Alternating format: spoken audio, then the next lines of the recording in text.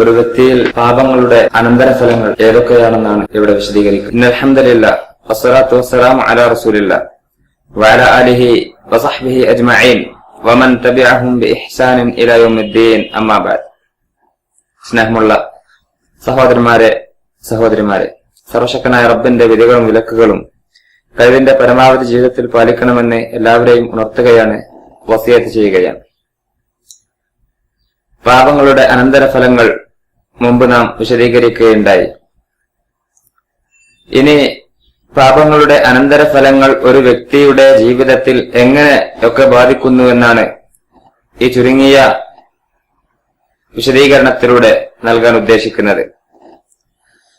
അതിൽ ഒന്നാമത്തേത്, അവന്റെ ഹൃദയത്തിൽ വന്യതയും ഇരുണ്ട ഒരു അവസ്ഥയും പാപങ്ങൾ ഉണ്ടാക്കി തീർക്കും.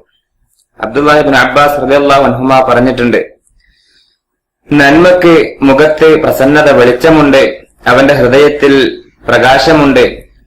നന്മകൾ ചെയ്യുന്നതിലൂടെ അവന്റെ വിഭവങ്ങൾക്ക് വിശാലതയുണ്ട്, ശരീരത്തിന് ശക്തിയുണ്ട്. മറ്റുള്ള സൃഷ്ടികളുടെ, മനുഷ്യന്മാരുടെ, സഹോദരന്മാരുടെ ഹൃദയങ്ങളിൽ സ്നേഹവും ഇവനോടുണ്ടാകും. എന്നാൽ പാപത്തിന് ഉണ്ടാകുന്നത് എന്തൊക്കെയാണ്?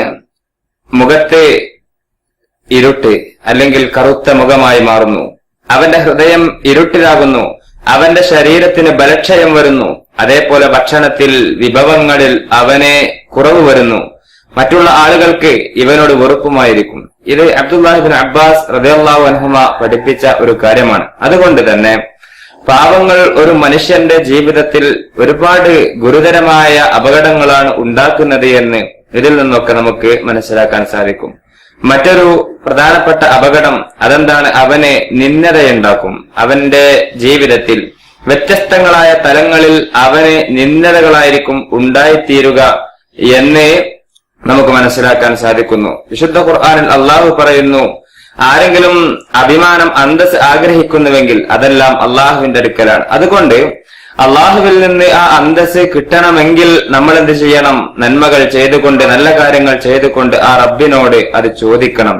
അല്ലാതിരുന്നാൽ നിന്ദതയായിരിക്കും ഉണ്ടാവുക എന്നതാണ് നമ്മൾക്ക് മനസ്സിലാക്കാൻ സാധിക്കുന്നത്. അതേപോലെ അടുത്ത അപകടം, അവന്റെ ഹൃദയത്തിൽ സീലുവെക്കും. ഒരു മനുഷ്യൻ തിന്മകളിൽ തന്നെ കഴിഞ്ഞുകൊണ്ടിരിക്കുന്നു, എപ്പോഴെങ്കിലും ഒരു തിന്മ ചെയ്ത് അതിൽ നിന്ന് തൗബ ചെയ്യുന്നെങ്കിൽ അല്ലാത്ത അവസ്ഥയിൽ നിരന്തരമായി തിന്മകളിൽ കൂടിക്കഴിയുന്ന മനുഷ്യന്റെ ഹൃദയത്തിന് സീലുവെക്കും. പിന്നെ അവന് നന്മ ചെയ്യാനുള്ള അവസരങ്ങൾ നഷ്ടമാവുകയും ചെയ്യും എന്ന് നമുക്ക് മനസ്സിലാക്കാൻ സാധിക്കും. പ്രവാചകൻ സല്ലല്ലാഹു അലൈഹി വസല്ലം ആ കാര്യം നമുക്ക് പഠിപ്പിച്ചു തന്നിട്ടുണ്ട്. അവന്റെ ഹൃദയത്തിൽ ഓരോ തിന്മകൾ ചെയ്താൽ കറുത്ത പുള്ളികൾ വരികയും പിന്നീട് അതൊരു കറുത്ത ഭാഗമായിട്ട്, തിന്മയുടെ കേന്ദ്രമായിട്ട് അത് മാറുകയും ചെയ്യുമെന്നൊക്കെയും നമുക്ക് മനസ്സിലാക്കാൻ സാധിക്കും. അതുകൊണ്ട് തന്നെ തിന്മകൾ ചെയ്താൽ അവന്റെ ഹൃദയത്തിന് സീല് വെക്കപ്പെടുകയാണ് എന്നുള്ള കാര്യം വലിയ അപകടമാണ് എന്ന് നമ്മൾ അറിയണം.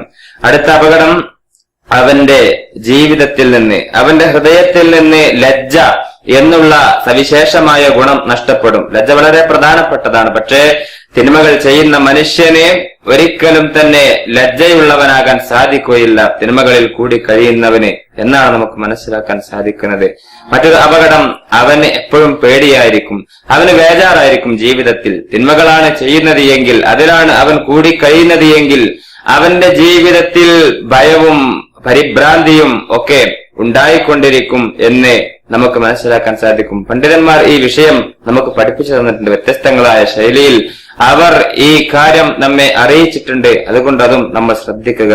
അതേപോലെ മറ്റൊരു അപകടം എന്താണ്? തിന്മകൾ ചെയ്യുന്ന മനുഷ്യനെ സ്വന്തത്തിനെ തന്നെ നിസാരമാക്കുന്ന, ഒരു താഴ്ത്തിക്കെട്ടുന്ന അവസ്ഥ, സ്വന്തം തന്നെ ഞാനൊന്നിനും പോരാ എന്നുള്ള നിലക്കുള്ള അവസ്ഥ അവന്റെ ജീവിതത്തിൽ വരും എന്നുള്ളത് അതൊരു അപകടം തന്നെയാണ്. തിന്മകൾ ചെയ്യുന്ന ആളുകൾക്ക് അങ്ങനെയാണ്, അവർ അങ്ങനെയാണ് പറയാറുള്ളത്, ഞാനെങ്ങനെ അവരോടൊപ്പം പോകും, ഞാനെങ്ങനെ അവിടെ ഇരിക്കും, ഞാനെങ്ങനെ ഇത് കേൾക്കും എന്നിങ്ങനെ സ്വന്തത്തെ താഴ്ത്തിക്കെട്ടുന്ന തരത്തിലുള്ള അവസ്ഥകൾ തിന്മകളിലൂടെ അവന്റെ ജീവിതത്തിൽ ഉണ്ടാകും. അടുത്തതെന്താണ്? അവന്റെ ഹൃദയം തല കീഴായി മറിയും. അഥവാ അവന് നന്മ തിന്മയായും തിന്മ നന്മയായിട്ടുമായിരിക്കും പിന്നീട് അവന് തോന്നുക എന്നുള്ളതാണ് ഇതിന്റെ വലിയൊരു അപകടം. തിന്മകൾ ചെയ്യുന്ന മനുഷ്യനെ തിന്മകളിൽ തന്നെ കഴിയാനായിരിക്കും അവന് അവസ്ഥ. അവനെ നന്മയെ തിരിച്ചറിയാൻ സാധിക്കുകയില്ല. തിന്മയാണ് നല്ലതെന്നുള്ള ആ ഒരു രൂപത്തിൽ അവൻ അത് ചെയ്യുന്ന അവസ്ഥയായിരിക്കും. അവസാനത്തെ ഒരു അപകടവും കൂടി, അവന്റെ ഹൃദയത്തിൽ കുടുസത അനുഭവപ്പെടും.